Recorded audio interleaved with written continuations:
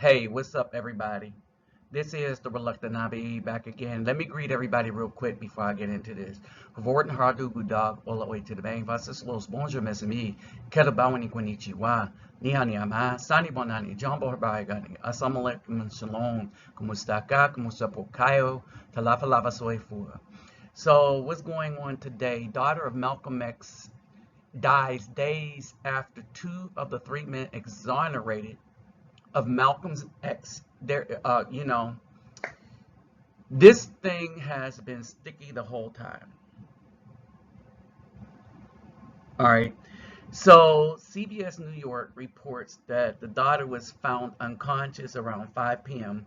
according to police. All right. She was 56 years old. She was one of the twins who were born to Betty Shabazz after Malcolm X was killed. All right. Bernice King Bernice King, and she's of, Dr. Martin Luther King's lineage, tweeted late Monday, she's the youngest, that the news comes just days after New York Supreme Court judge exonerated two of the three men convicted in the killing of Malcolm X in 1965.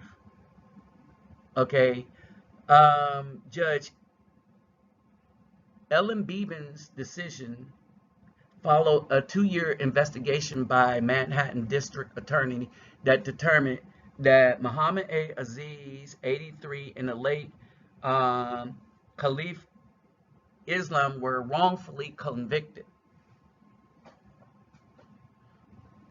All right. Now, what they found is that the prosecution kind of set them up. The prosecution kind of set them up. All right, I'm going to let that sink in, because there's a point to make to all of this. A few points to make to all of this. The more culpability the Nation of Islam organization denies, not really stand up to, not really make peace with. See, again, let me remind people of what repentance is. Repentance is atoning for the wrong you have done to somebody, not hiding and being ambiguous about an apology that's public.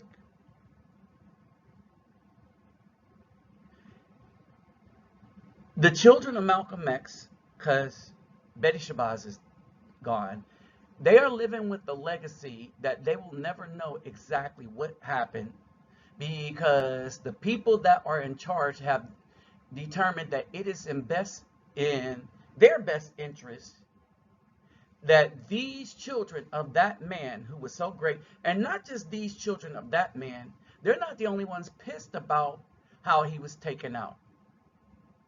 You got people like me who are no longer open-minded to the organization because I don't see them as a just organization, because of how many people that look like they're gaining favor with the populace in their teachings, how many people mysteriously die from out of this organization. So the same way people are not trusting the government, there is a group of Afro people that don't trust the Nation of Islam either.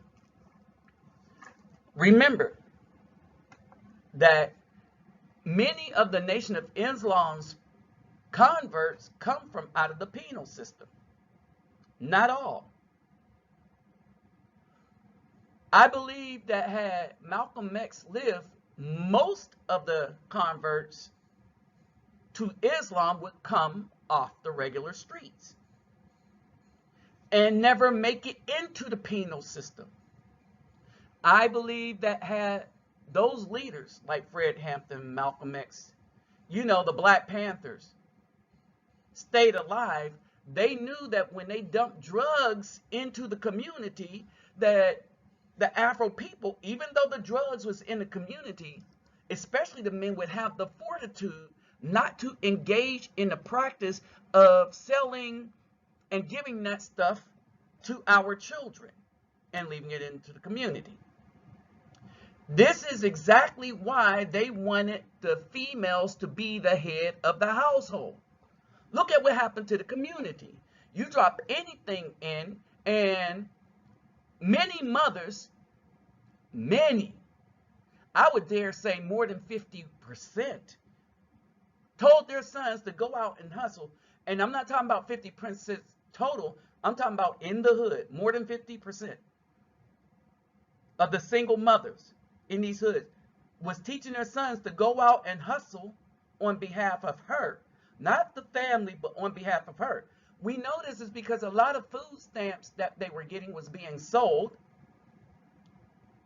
while upkeep on, mama, nails, hair. Oh, it's worse now, weave. That upkeep kept going on.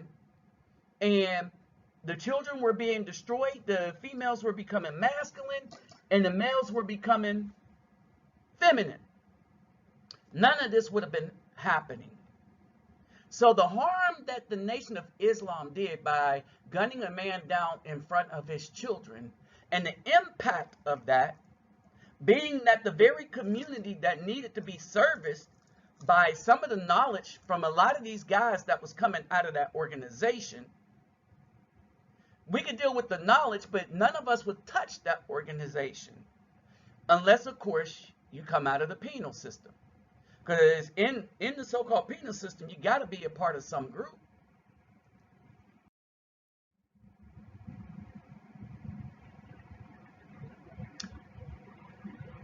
So, how does one deal with this? If you are related to this man, how do you deal with it? That's the question. How do you deal with it? That such an icon of the people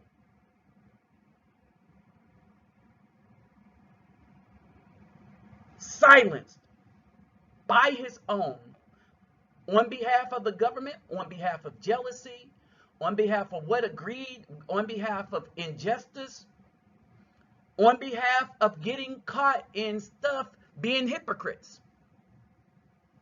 Who knows? We don't know. And because there was never atonement, real atonement to this family or the community that this organization could have served,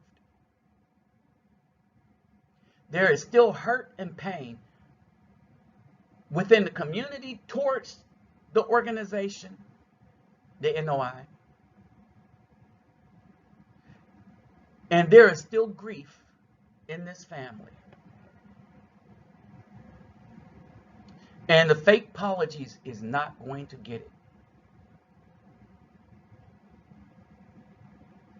This is truly a sad story. This is truly a sad story if it turns out that this last thing, this court case, was the straw that broke this woman's back. Because her entire life, no one was honest to her about what had happened.